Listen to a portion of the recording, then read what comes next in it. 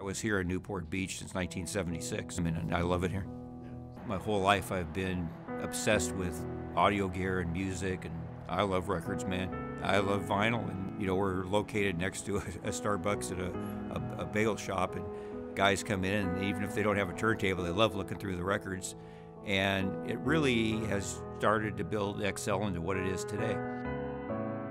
My goal with XL is to be able to offer a systems-based approach.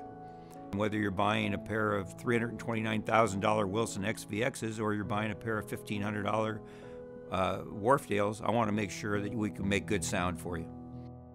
Wilson, for us, it's kind of morphed our business to be kind of Wilson-centric, and we find at each price point, Wilson is able to offer, you know, the maximum amount of performance.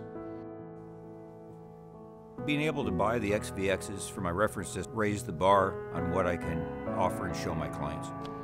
To me, the reference system demonstrates to the client your level of commitment to your business and to the audiophile community.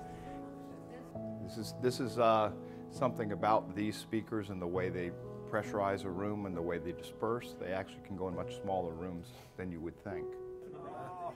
The sound was really very much like the performer was playing in front of you. I had the opportunity to occasionally sit with a performer and have him play, and it seemed just like that.